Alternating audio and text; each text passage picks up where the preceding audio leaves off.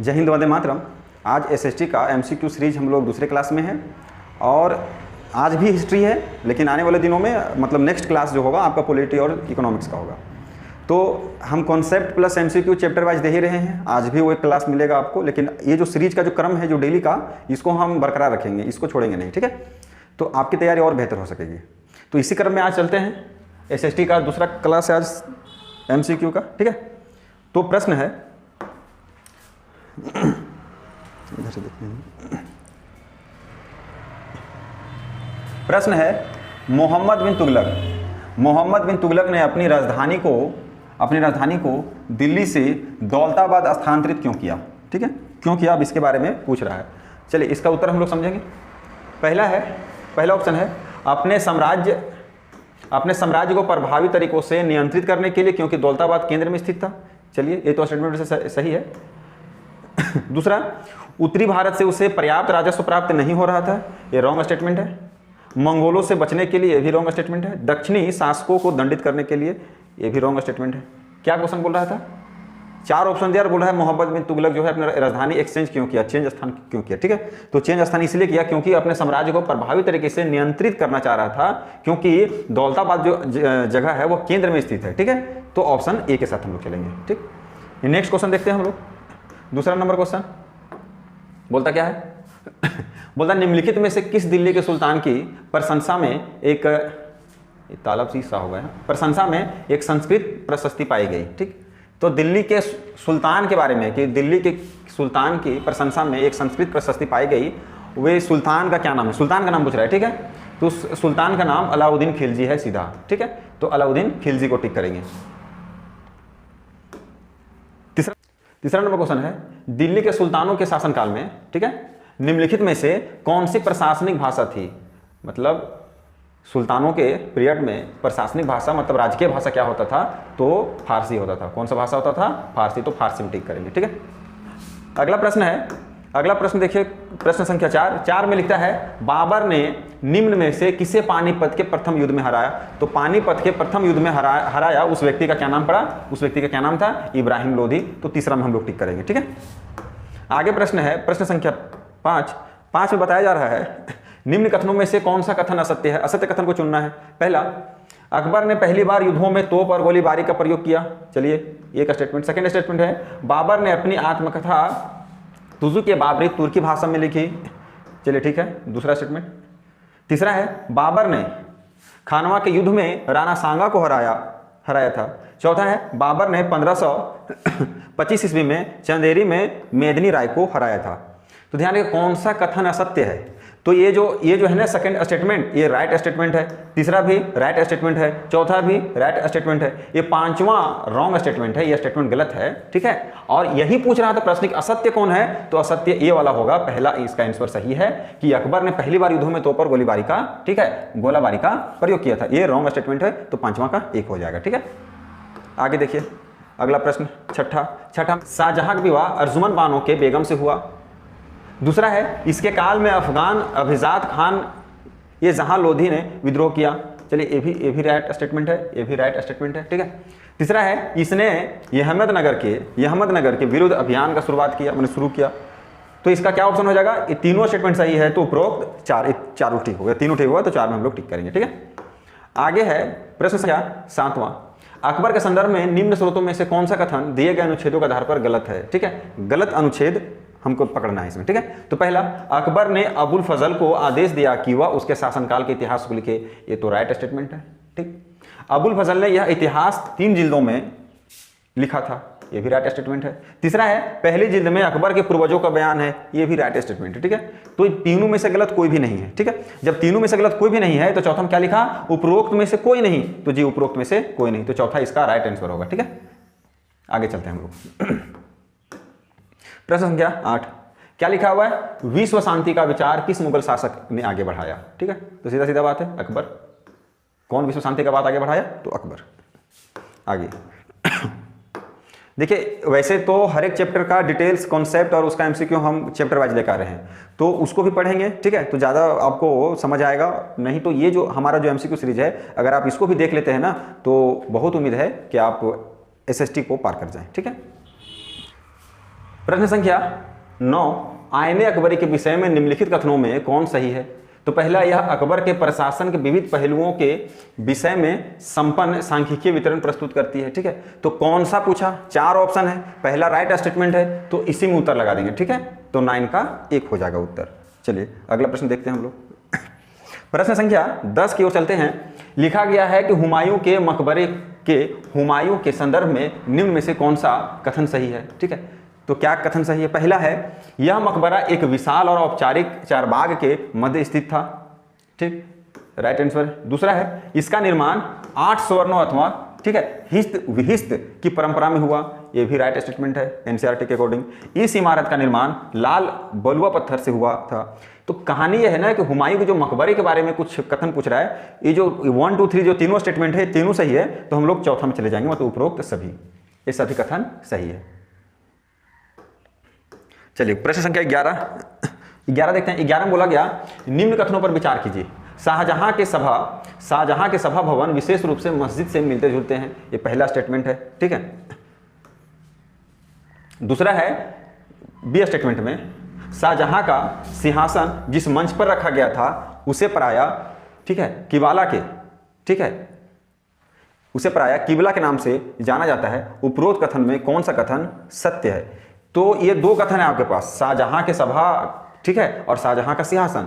ये दोनों जो स्टेटमेंट है, ये दोनों का दोनों स्टेटमेंट सही है। तो हम लोग उत्तर कहां लगाएंगे? यानी तीसरा, ये और भी दोनों सही है। ठीक, देखिए इस टाइप का क्वेश्चन ना सीटेट पूछता है। जेटेट शायद एक आध क्वेश्चन ऐसा डाल दे, बाकी जेटेट में ज्यादा उम्मीद है कंटेंट और पेडागोजी का, जो हम लोग हर एक चैप्टर में पढ़ते चले जा रहे हैं। ठीक है, 12 नंबर क्वेश्चन बोलता है कि पीतरा ड्यूरा था। तो पीतरा ड्यूरा क्या था? ध्यान रखिए, भवनों को सजाने का शैली को बोलते हैं पीतरा ड्यूरा। ठीक है, तो तीसरा स्टेटमेंट इसका सही है, तीसरा ऑप्शन इसका टिक करें। प्रश्न संख्या 13 में बताया गया है, मुगल वास्तुशिल्प मिश्रण है। तो मुगल वास्तुशिल्प किसका मिश्रण है? पहला, तुर्की व अफगान शैलियों का नहीं, तुर्की व फारसी शैली का नहीं, अरब भारतीय शैली का नहीं, तो फारसी व भारतीय शैलियों का ये जो है सो मुगल वास्तुशिल्प मिश्रण कहलाता है, फारसी व भारतीय शैलियों का। ठीक है, तो चौथा आंसर इसका सही होगा। आगे चलते हैं। प्रश्न संख्या 14 में दिया गया है, 1856 ईस्वी में निम्नलिखित गवर्नर जनरलों में से किसने यह निर्णय किया कि बहादुर शाह जफर अंतिम मुगल बादशाह होंगे और उनकी मृत्यु के बाद किसी वंशज को बादशाह नहीं माना जाएगा? ध्यान रखिए, ये 1856 के बाद जो है ना, ये तय हो गया कि भारत में अंग्रेज शासन था। तो उस गवर्नर जनरल का नाम पूछ रहा है प्रश्न, जो बहादुर शाह जफर के बाद मुगल राजा नहीं होंगे ऐसा माना जाए। तो कैनिंग जो जनरल गवर्नर था, ठीक है, अंग्रेज था, यही एक किया था। संख्या 15 में देखिए, बोलता कानपुर के किस शासक ने खुद को पेशवा कहा? तो कौन कहा? नाना साहब। कौन बोले थे? नाना साहब। ठीक है, बाजीराव प्रथम नहीं, बाजीराव द्वितीय नहीं, बहादुर शाह जफर नहीं, तो नाना साहब इसका राइट आंसर होंगे। अगला प्रश्न देखिए, प्रश्न संख्या 16 बोलता है, 1857 ईस्वी के विद्रोह के बाद अंग्रेजों ने किस प्रकार भारत पर अपने नियंत्रण को समेकित किया? ठीक है, मतलब एक जगह मिला दिया। ठीक, तो पहला जो इसका उत्तर है, बोलता है तुष्टीकरण तथा संपत्ति अधिकारों की सुरक्षा करके। दूसरा है ईस्ट इंडिया कंपनी के सभी अधिकार, ठीक है, ब्रिटिश साम्राज्य के हाथों में सौंपकर, ताकि भारतीय मामलों को ज्यादा बेहतर ढंग से संभाला जा सके।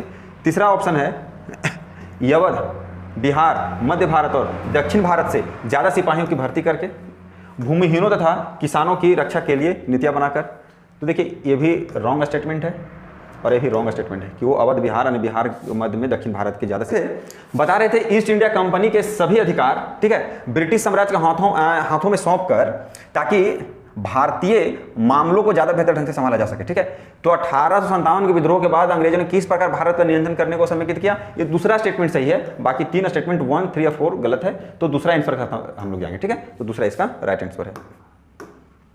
प्रश्न संख्या 17, भारतीय पुनर्जागरण का अग्रदूत और आधुनिक भारत के जनक निम्न में से किसे कहा जाता है? तो राजा राम मोहन राय। ठीक है, यही व्यक्ति जो थे ब्रह्म समाज की स्थापना किए थे। ठीक है, आगे और पढ़ेंगे इनके बारे में। प्रश्न संख्या 18 बोलता है 20 अगस्त 1828 को निम्नलिखित में से किसने ब्रह्म समाज की स्थापना की? तुरंत बताए, राजा राम मोहन राय। अगला प्रश्न, प्रश्न संख्या 19 में बताया गया, प्रार्थना समाज के संदर्भ में निम्न में से कौन सा कथन सत्य है? कौन सा कथन सत्य है? तो पहला, प्रार्थना समाज के संस्थापक आत्माराम पांडुरंग थे, ये राइट स्टेटमेंट है। ब्रह्म समाज के आधार पर 1867 ईस्वी में महाराष्ट्र में इसकी स्थापना हुई, ये भी सही स्टेटमेंट है। तीसरा स्टेटमेंट है, प्रार्थना समाज, ठीक है, प्रार्थना समाज ने जाति व्यवस्था का विरोध किया था। तो ये कौन सा कथन सत्य है तीनों में? तो तीनों का तीनों सही है, तो उपरोक्त चौथा, मतलब ये 4 में आपका टिक कर सकते हैं। प्रश्न 20वां, शाहजहां द्वारा दीवाने आम बनवाने के संदर्भ में निम्नलिखित में से कौन सा कथन उपयुक्त होगा? कौन सा कथन उपयुक्त है, सही है? पहला, प्रजा में संतोष बेहतर शासन, प्रजा में संतोष बेहतर शासन में सहायता करता है। प्रजा में संतोष जो होता है क्या करता है? बेहतर शासन में सहायता करता है, ठीक है। तो ये तो राइट स्टेटमेंट है, कथन उपयुक्त यही है 1 का। अपराध की दर को नियंत्रित करना आवश्यक था, चलिए ये सब तो उसमें बात नहीं हो रहा था। ताजमहल का सफेद संगमरमर शांति का प्रतीक है, नहीं ये जो है ना कुछ पढ़ने की जरूरत नहीं है, ये जो पहला है ये बिल्कुल सही है। तो 20वां का 1 में हम लोग उत्तर करेंगे, ठीक। प्रश्न संख्या 21 बताता है निम्नलिखित में से कौन सा युग्म मुगल चारबाग का एक स्थल नहीं है, ठीक है, मुगल चारबाग का एक स्थल नहीं है। तो ये तो स्थल है हुमायूं का, ठीक है, शालीमार बाग भी है और लाल महल बारी भी, ठीक है। तो ये वाला जो है सेकंड नंबर ये आपका सही होगा, कुव्वत-उल इस्लाम मस्जिद। कुव्वत-उल इस्लाम मस्जिद जो है ये मुगल कालीन मतलब मुगल युग्म का जो है सो चारबाग का स्थल नहीं है। तो राइट आंसर कौन हो जाएगा? दूसरा।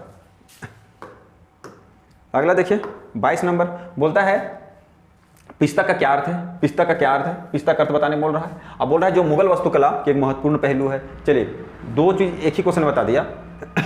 तो पिस्तक क्या है? पिस्तक क्या है? 40 खंभों का सभा भवन नहीं, आयताकार अहाते नहीं, ठीक है।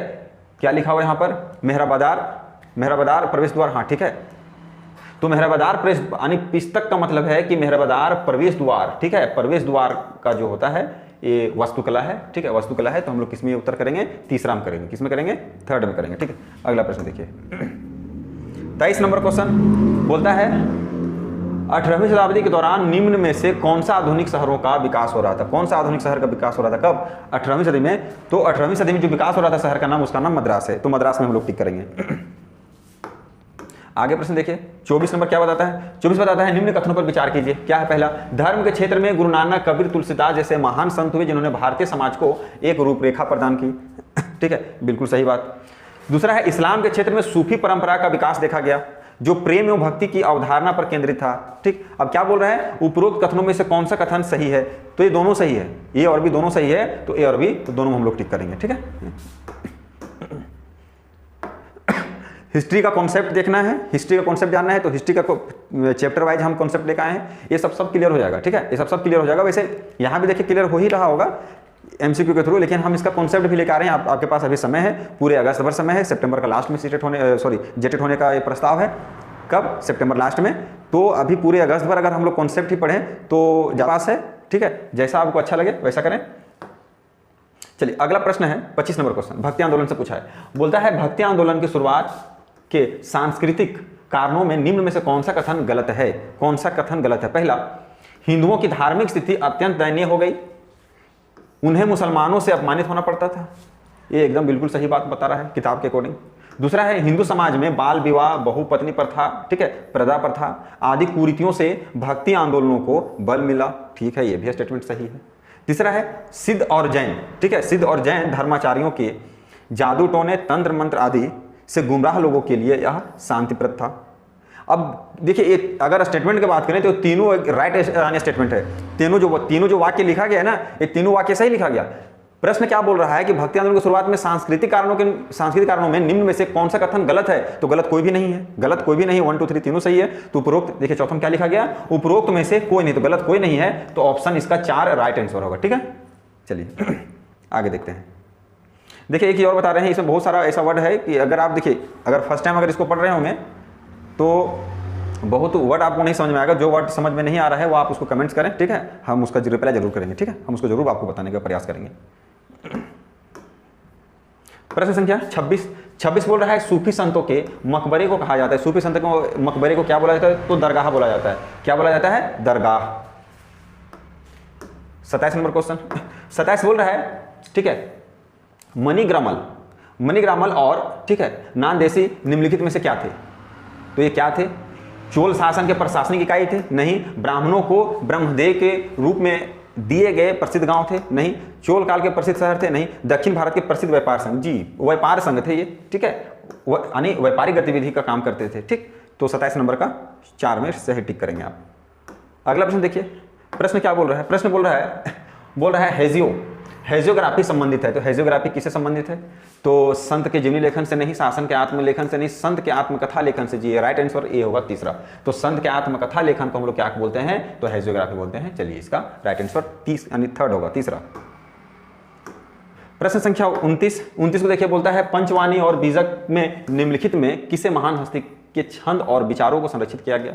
ठीक, तो पंचवाणी और बीजक ये दो जो साहित्य ये जो दोनों किताब हैं, इसमें से किस महान हस्ती के छंद को संरक्षित किया गया? ठीक, तो कबीर, गुरु नानक, रविदास, मीराबाई, तो कबीर जी के छंद को, ठीक है। तो ऑप्शन हमारा एक हो जाएगा सही उत्तर, ठीक।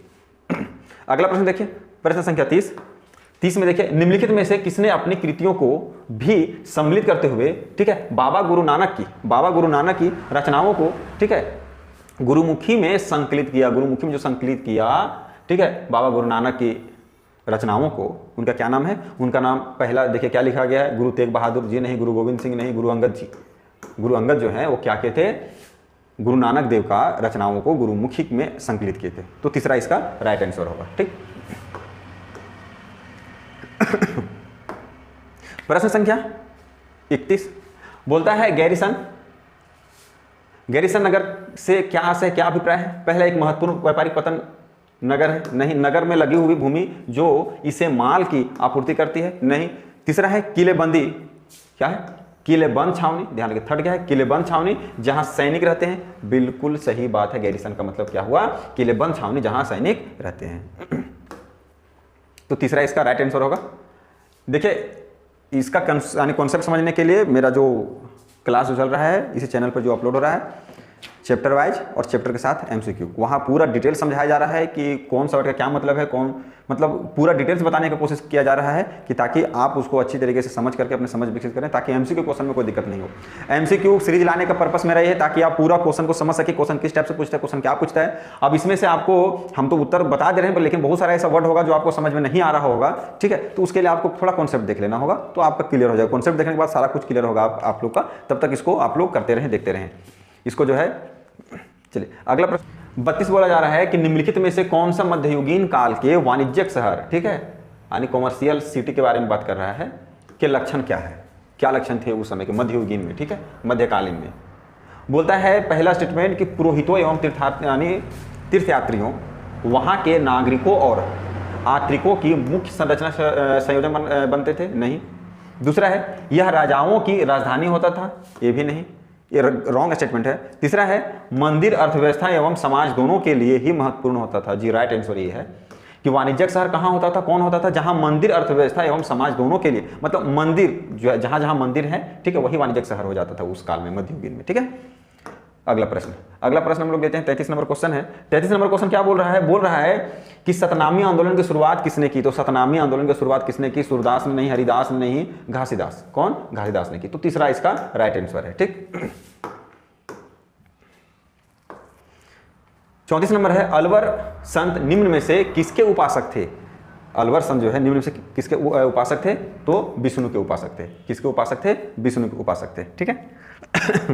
34 नंबर क्वेश्चन पढ़िए, देखिए क्या लिखा गया है।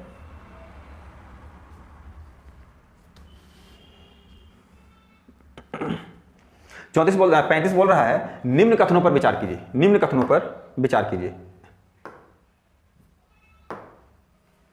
निम्न कथनों पर विचार करें, ठीक है। देखते हैं क्या क्या लिखा गया। बोलता है वर्तमान बिहार और झारखंड में 12वीं सदी तक चेर, सरदार, सदियों, ठीक है, सदियों का उदय हो चुका था, ठीक, सदियों का उदय हो चुका था। दूसरा स्टेटमेंट है मुगल बादशाह अकबर के सेनापति राजा मान सिंह ने 1519 में, किसमें? 1519 में चेर लोगों को पराजित किया था। ये दो स्टेटमेंट है आपके सामने।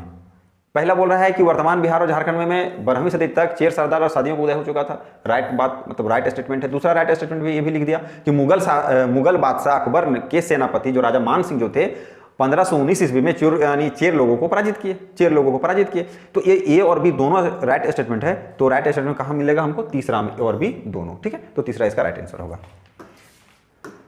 36 नंबर क्वेश्चन क्या है? 36 नंबर क्वेश्चन बोला निम्नलिखित में से किस सुल्तान ने अनाज को शहर के बाजारों में भेजने के लिए बंजारों का प्रयोग किया? ठीक है, तो अलाउद्दीन खिलजी। अलाउद्दीन खिलजी के बारे में सिर्फ टिक कर देंगे। ठीक है, प्रश्न संख्या 37। 37 क्या बता रहा है? 37 बोल रहा है वर्णों में जाति। ठीक है, वर्णों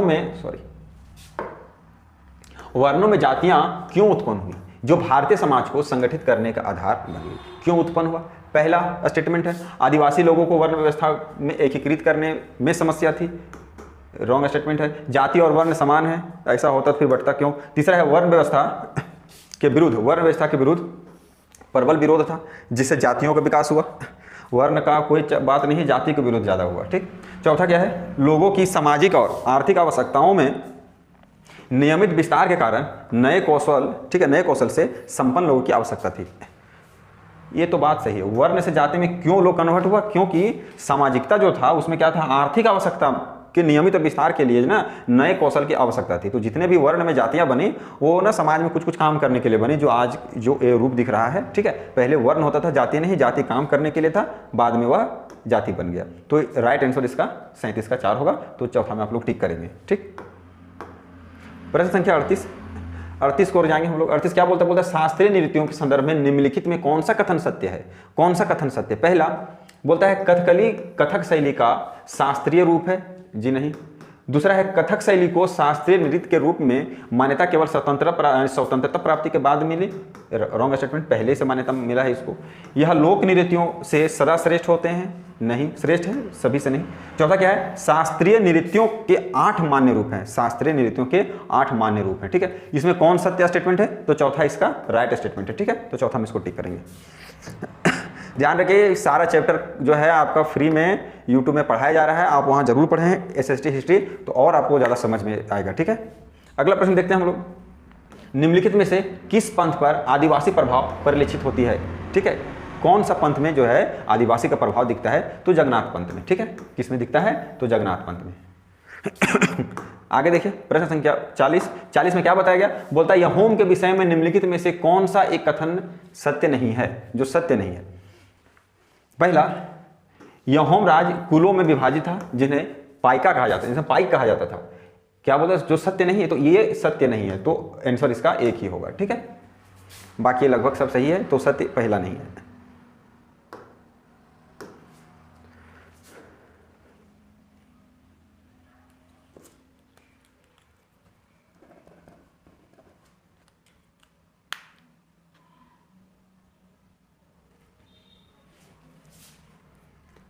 प्रश्न संख्या 41 बोलता है मुगल साम्राज्य का अंतिम शक्तिशाली राजा निम्न में से कौन सा? तो मुगल साम्राज्य का जो अंतिम जो शासक जो मजबूत मिला वो औरंगजेब था। कौन था? औरंगजेब था। तो औरंगजेब में हम लोग टिक करेंगे चौथा स्थान पे। अगला 42 नंबर क्वेश्चन बोलता है ईस्ट इंडिया कंपनी ने 1651 ईस्वी में बंगाल में हुगली नदी के किनारे फैक्ट्री स्थापित की। अब क्यों की? देखिए 4 स्टेटमेंट है। पहला, स्थानीय किसानों से नील खरीदकर उसे इंग्लैंड भेजने के लिए। ठीक है, रॉन्ग स्टेटमेंट। दूसरा है एक आधार मतलब बेस स्थापित करने के लिए जहां से फैक्ट्री अपना काम चला सके।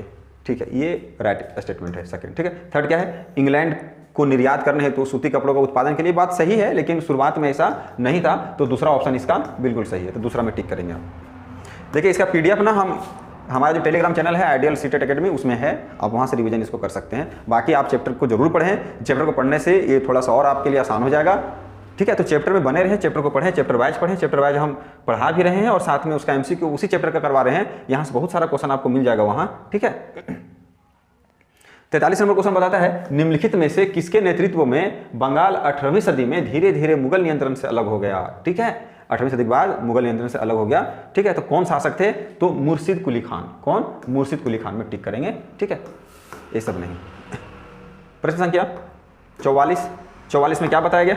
बताया जा रहा है निम्नलिखित मदों में से कौन सी मद, ठीक है, कैलिको के नाम से जानी गई जिसे पुर्तगाली भारत से यूरोप ले गए, जिसे भारत से यूरोप ले गए। क्या? तो कैलिको नामक जो है वो नाम सूती के कपड़ा से है। ठीक है, जिसे पुर्तगाली क्या किए थे? भारत से यूरोप के देश में लेके चले गए थे। ठीक है, तो सूती के कपड़े। 45 नंबर क्वेश्चन देखिए, बोलता है 18वीं सदी में किसके नेतृत्व में बंगाल धीरे धीरे मुगल नियंत्रण से अलग हो गया? वही बात अभी मुर्शिद कुली खान बताए थे। ठीक है, तो इसी में टिक होगा चौथा नंबर ऑप्शन में, ठीक है। देखिए अगर सभी स्टेटमेंट में अगर हम चर्चा करें तो वीडियो बहुत लंबा हो जाएगा, और जब वीडियो लंबा होगा तो फिर वो जो कॉन्सेप्ट आपका जो क्लास है उसका कोई बहुत ज़्यादा महत्व नहीं रह जाएगा। और देखिए वहाँ जो कॉन्सेप्ट बता रहे हैं तो एक बार में कोई एक चैप्टर बता रहे हैं। ध्यान रखिए अगर सभी का स्टेटमेंट हम जारी कर देंगे, चालू कर देंगे यहाँ करना, सभी टॉपिक सभी ऑप्शन का अगर हम स्टेटमेंट अगर दे दें तो ये हो सकता है कि आपको लगे कि हम बहुत कुछ जानते हैं, हमारे बारे में आपका धारणा हो जाएगा कि हम बहुत कुछ जानते हैं, लेकिन आपको इससे कोई फायदा होने वाला नहीं, आपको कोई फायदा नहीं होगा। क्योंकि एक टाइम में कोई एक चैप्टर पढ़ के अगर आप सेपरेट करते हैं तो उसके बाद इसमें आते हैं तो बहुत ज़्यादा बेनिफिट करेगा। नहीं तो अगर आपका पहले से थोड़ा बहुत पढ़ा हुआ है तो ये तो आपको समझ में आता होगा, एक रिवीजन के तौर पर इसको आप देख सकते हैं। दूसरी बात है कि जो नए होंगे उनको थोड़ा सा चैप्टर पढ़ना चाहिए। चैप्टर पढ़ने से क्या होगा, यहाँ आपका आसान हो जाएगा। अब यहाँ जो है लगभग चैप्टर का मिक्स है, अगर हम हर एक क्वेश्चन को अगर एक एक करके बताने लगे, हर एक चैप्टर को और हर एक स्टेटमेंट को एक एक करके डील करने लगे तो हमको सभी चैप्टर में घुसना होगा।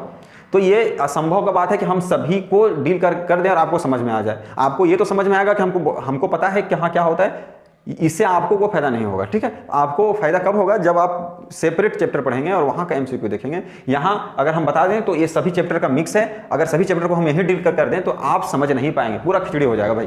तो आप क्या करें, आप चैप्टर वाइज पढ़ें और यहाँ से रिविजन करें। बोलता है 18वीं शताब्दी के अंतिम चरण में बम्बई मद्रास और बंगाल, ठीक है, प्रेसिडेंसियों का विकास ईस्ट इंडिया कंपनी के किन व्यापारिक केंद्रों से हुआ, ठीक है। 18वीं सदी के बाद बोल रहा है, ठीक।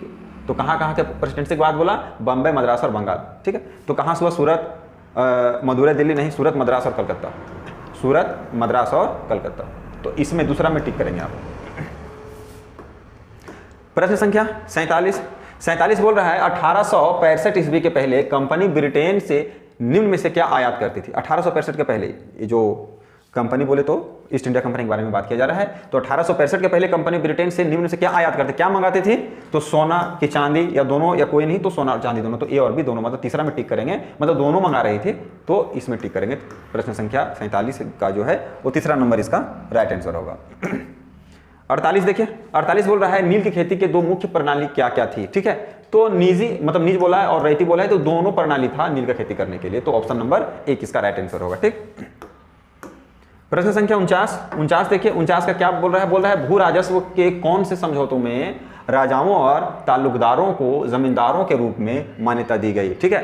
तो कौन से समझौते, तो अस्थाई समझौते इसको बोलते हैं, क्या बोलते हैं, अस्थाई समझौता। तो अस्थाई समझौता में भू राजस्व में ताल्लुकदारों को जमींदारों के रूप में मान्यता दी गई, ठीक है। तो राइट आंसर कौन हो जाएगा इसका, पहला। 50 नंबर प्रश्न देखिए, बोलता है ईस्ट इंडिया कंपनी के शासन के दौरान किस राजस्व बंदोबस्त के अंतर्गत राजस्व एकत्र करने और उसे कंपनी को अदा करने की जिम्मेदारी गांव के मुखिया को सौंपी गई। ध्यान रखिए, ईस्ट इंडिया कंपनी के शासन के दौरान किस राजस्व बंदोबस्त अंतर्गत, तो राजस्व बंदोबस्त के अंतर्गत उसका नाम पूछ रहा है, ठीक है। ये क्या करता था कि राजस्व एकत्र करके कंपनी को चुकाता था और इसका जिम्मेदारी गांव के मुखिया को मिला था।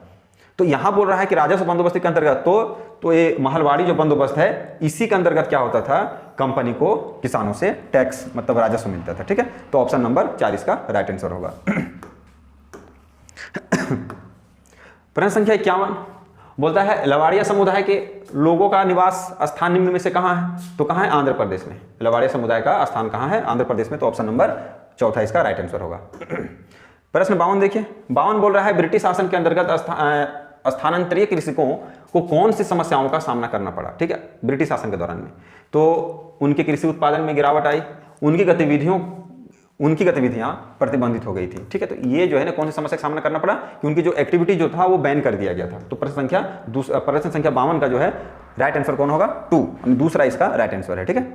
अगला प्रश्न देखिए 53 में क्या बताया गया, 53 बताया जा रहा है जब एक देश पर दूसरे देश के दबदबे से राजनीतिक, आर्थिक, सामाजिक और सांस्कृतिक बदलाव आते हैं तो इस प्रक्रिया को हम कहते हैं, क्या कहेंगे, औपनिवेशीकरण, औपनिवेश, ठीक है। तो राइट आंसर क्या होगा इसका, 1 होगा। 54 नंबर क्वेश्चन देखिए, बोलता है वन अधिकार कानून 2006 अपने शीर्षक में कौन सी श्रेणी को अधिकारों को स्वीकारता है, कौन सी श्रेणी के अधिकारों को स्वीकारता है। तो अति पिछड़ी जातियां नहीं, अनुसूचित जनजातियां, जी यही अनुसूचित जनजाति के अधिकार को स्वीकार करती है, कौन, वन अधिकार कानून 2006। 55 देखिए, पश्चिम बताया जा रहा है निम्नलिखित समुदायों का सही क्रम कौन सा है। समुदाय तो कौन कौन समुदाय है? संथाल, बस्तर, कोल, वर्ली, जी नहीं, कोल, संथाल, वर्ली और बस्तर नहीं, कोल, संथाल, बस्तर और वर्ली। ठीक है, तो कोल, संथाल, ठीक है, बस्तर और वर्ली चारों है, लेकिन जहां तहां से तो इसका जो राइट क्रम कौन होगा? राइट क्रम कौन होगा? तो तीसरा इसका सही क्रम है। ठीक है, कोल, संथाल, बस्तर और वर्ली। 56 नंबर देखिए, 56 बोल रहा है ब्रिटिश भारत के औपनिवेशिक इतिहास का महाविभाजक काल निम्न में से किसे कहा जाता है? ठीक, तो ब्रिटिश भारत का औपनिवेशिक तो महाविभाजक काल किसको माना गया? 1757 की प्लासी युद्ध नहीं, 1857 ईस्वी का विद्रोह। जी, 1857 का विद्रोह को महाविभाजक काल बोला गया। 57 नंबर क्वेश्चन बताया गया, बोलता है नवाबों की छिनती सत्ता के संदर्भ में निम्न में से कौन सा कथन सत्य है? पहला, 18वीं सदी के मध्य से ही राजाओं और नवाबों की सत्ता छीनने लगी थी। सही बात, मतलब राइट स्टेटमेंट है। उनकी सेनाओं को भंग कर दिया गया था, यह भी राइट स्टेटमेंट है। ठीक है, किनकी सेना? नवाबों की सेना। ठीक है, थर्ड क्या है? उनके राजस्व वसूली के अधिकार व क्षेत्र एक एक करके छीनते जा रहे थे, छीन लिए गए, राइट स्टेटमेंट। तो तीनों में बता रहा है क्वेश्चन कि तीनों में कौन सा कथन सत्य है? तो ये तीनों में ऑप्शन नंबर 4, मतलब तीनों सही है, तो ऑप्शन नंबर 4 की ओर हम लोग चलेंगे। ठीक, 58 नंबर प्रश्न देखिए, 58 बोल रहा है निम्नलिखित में से किस अधिनियम मतलब एक्ट के अंतर्गत भारतीय प्रशासन को ईस्ट इंडिया कंपनी से ब्रिटिश क्राउन को स्थानांतरित किया गया? कौन सा एक्ट है? तो उस एक्ट का नाम बताना है। 1861 का अधिनियम, जी नहीं, 1868 का अधिनियम, 1833 का अधिनियम नहीं, 1858 का अधिनियम, 1858 का अधिनियम। ठीक है, 1858 का अधिनियम के अंतर्गत भारतीय प्रशासन जो है ईस्ट इंडिया कंपनी से ब्रिटिश क्राउन को स्थानांतरित किया। ठीक है, आगे देखिए 59 नंबर प्रश्न देखिए, बोलता है सहायक संधि के अंतर्गत ईस्ट इंडिया कंपनी ने राज्यों के भारतीय शासकों को बाध्य किया। ठीक है, कंपनी क्या किया था? राज्यों के भारतीय शासकों को बाध्य किया था। तो पहला क्या है? वे अपनी स्वतंत्र सैनिक शक्ति रखेंगे, कंपनी द्वारा सुरक्षा प्रदान नहीं होगी, परंतु फिर भी इसके रख रखाव का खर्चा उन्हें वहन करना होगा। रॉन्ग स्टेटमेंट है। दूसरा स्टेटमेंट क्या है? उनकी कोई अपनी स्वतंत्र सैनिक शक्ति नहीं होगी, परंतु केवल कंपनी द्वारा सुरक्षा प्राप्त कर सकेंगे और इसके रख रखाव का खर्चा उन्हें वहन करना होगा। ये एकदम राइट आंसर है। ठीक है, आंसर राइट यही है। ठीक है, तीसरा चौथा भी पढ़ लेते हैं, लेकिन कोई मतलब नहीं निकलेगा। उनकी कोई अपनी स्वतंत्र सैनिक शक्ति नहीं, बिना किसी के रखाव खर्चे पर कंपनी द्वारा सुरक्षा, कंपनी द्वारा कुछ नहीं मिला भैया। तो ये जो राइट आंसर कौन सा होगा? सेकंड में टिक कर लें आप। देखिए कॉन्सेप्ट क्लासेस हमारा चैनल में चल रहा है, बार बार बता रहे हैं, कॉन्सेप्ट क्लासेस चल रहा है। तो कॉन्सेप्ट क्लासेस में आप एसएसटी और गहराई से सीखेंगे और चैप्टर वाइज आपको वहाँ एमसीक्यू भी दिया जा रहा है, वो भी फ्री ऑफ कॉस्ट। ठीक है, उसका कोई चार्जेस नहीं है। पीडीएफ भी हम आपको अपना टेलीग्राम चैनल में फ्री ऑफ कॉस्ट दे रहे हैं, तो वहाँ से आप जाकर डाउनलोड भी कर सकते हैं। अगर आप राइट नहीं कर सकते तो वहाँ से डाउनलोड करिए और वहाँ से डाउनलोड करने के बाद आप चीज़ों को रिवीजन करिए। ठीक है, रिवीजन हम करवाते रहेंगे, आप चीज़ों को रिवीजन करिए। क्या पढ़ना है, कैसे पढ़ना है, क्या कंटेंट देना है, ये हमारे जिम्मा। आप रिवीजन करने का वो जिम्मा लें तो आप जेटेट हो या तो कोई और टेट हो वो भी करेक्ट कर जाएंगे, लेकिन पहला हमारा प्राथमिक मुद्दा में रहेगा जेटेट। तो जेटेट के संदर्भ में हम ये बात कर रहे हैं कि आप टेलीग्राम चैनल में आकर के पीडीएफ को डाउनलोड करें, रिवीजन करें, डेली क्लास अटेंड करें, आपका काम हो जाएगा। प्रश्न संख्या 60 देखते हैं। 60 में क्या है? अंतिम क्वेश्चन है। बोलता है 1856 ईस्वी में निम्नलिखित गवर्नर जनरलों में से किसने निर्णय किया कि बहादुर शाह जफर के अंतिम मुगल शासक होंगे और उनकी मृत्यु के बाद किसी वंशज को बादशाह नहीं माना जाएगा? तो ये प्रश्न वैसे पीछे भी किए, तो फिर से आ गया तो कोई बात नहीं। तो कैनिंग थे, वो कौन थे? कैनिंग थे, जो क्या बोले थे कि बहादुर शाह जफर के बाद कोई भी मुगल राजा जो हो, कोई भी मुगल होगा वो राजा नहीं बनेगा। ठीक है, तो वैसे तो मुगल राजा तो बन ही रहे थे, लेकिन बहादुर शाह जफर के बाद एक अंग्रेज शासक, जो एक अंग्रेज अधिकारी जिसका नाम कैनिंग था, वह मना किए, वह प्रतिबंधित किए। ठीक है, तो इसी बात के साथ आज का क्लास समाप्त होता है, लेकिन आप वीडियो में बने रहें, थोड़ा सा ऐसे कंटेंट हम आपको प्रदान करते रहें और फ्री ऑफ कॉस्ट। धन्यवाद।